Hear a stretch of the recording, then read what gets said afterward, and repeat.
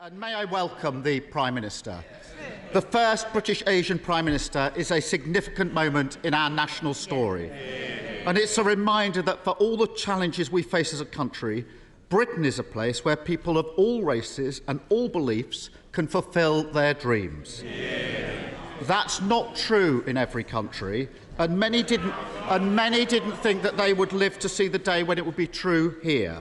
It's part of what makes us all so proud to be British. Was his Home Secretary right to resign last week for a breach of security?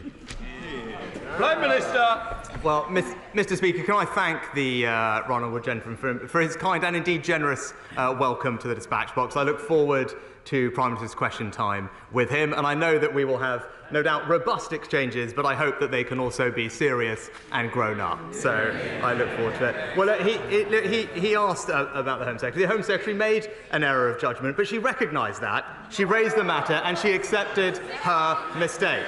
And that's why I was delighted to welcome back into a united cabinet that brings experience and stability to the heart of government. And let me tell you, Mr. Speaker, what the Home Secretary will be focused on.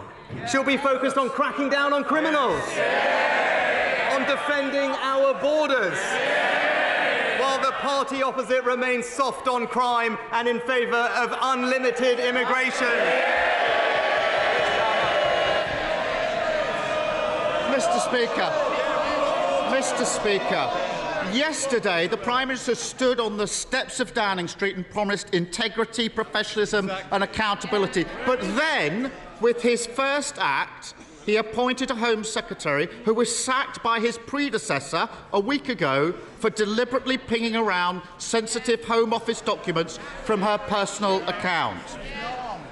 Far from soft on crime, I ran the Crown Prosecution Service for 5 years. I worked with Home Secretaries to take on terrorists and serious organised crime. And I know firsthand how important it is that we have a Home Secretary whose integrity and professionalism are beyond question. So, have officials raised concerns about his decision to appoint her? Mr. Speaker, I just addressed the issue with the Home Secretary, but he talked about fighting crime. I would hope, Mr. Speaker, I would hope that he would welcome. I would hope that as we look forward, he would welcome the news today that there are over 15,000 new police officers on our street. And the Home Secretary will be supporting them to tackle burglaries. While the party opposite will be backing the lunatic protesting fringe that are stopping working people going about their lives. Keir Starmer. Well, Mr. Speaker, I listened carefully. That was clearly not a no. We can all see what's happened here. He's so weak, he's done a grubby deal, trading national security because he was scared to lose another leadership election. There's a new Tory at the top, but as always with them, party first, country second. Yesterday, on the steps of Downing Street, he also admitted what the whole country knows. The Tories have crashed the economy, and now somebody has to pay for their mess. I say it shouldn't be working people who've been hammered time and again by this lot, but those with the broadest shoulders must step up. Does he agree? No. Well, Mr. Speaker, the honourable gentleman talked about party first and country second. Perhaps he could explain to us why it was a few years ago he was supporting the member for Islington North.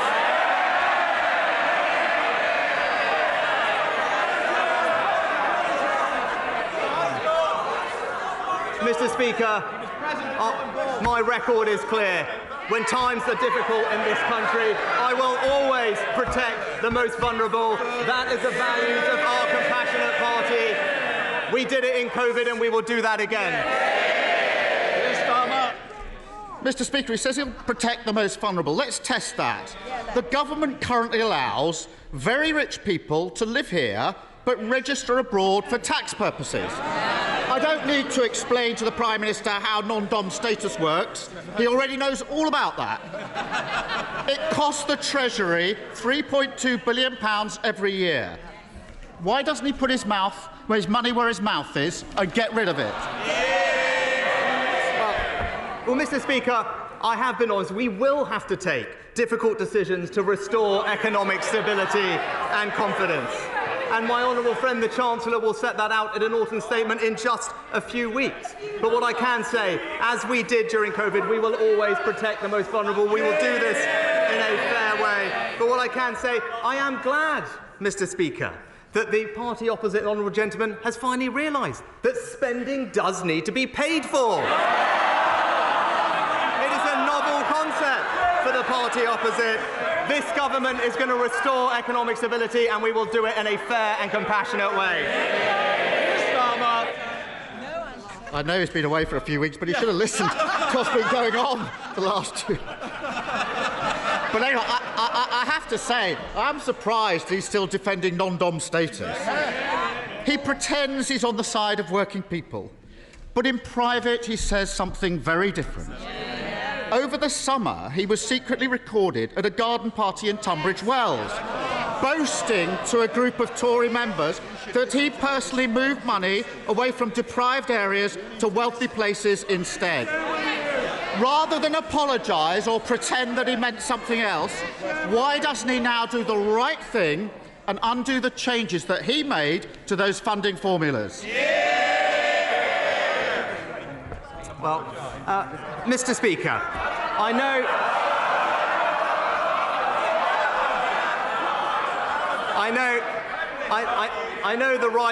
the right honourable gentleman rarely leaves North London. But if he does, he will know that there are deprived areas in our rural communities, in our coastal communities, and across the south, and this government will relentlessly support them, because we are a government that will deliver for people across the United Kingdom. But Mr. Speaker, he mentioned the last few weeks. I am the first to admit that mistakes were made, and that's the reason I am standing here. But that is the difference between him and me. This summer, I was being honest about the difficulties that we were facing. But when he ran for leader, he promised his party he would borrow billions and billions of pounds. I told the truth for the good of the country. He told his party what it wanted to hear. Leadership is not selling fairy tales. It is confronting challenges, and that is the leadership the British people will get from this government. Mr. Speaker, I think everyone should watch the video and make their own minds up. In public, he claims he wants to level up the north, but then he boasts about trying to funnel vital investment away from deprived areas. He says one thing and does another. But they're shouting. They're not my words. They're not my words. They're the words of the former chair of the Tory party, sacked yesterday for telling the truth about the Prime Minister. Even his own side know he's not on the side of working people. That's why the only time he ran in a competitive election, he got trounced by the former Prime Minister, who herself got beaten by a lettuce. So why doesn't he put it to the test, let working people have their say and call a general election?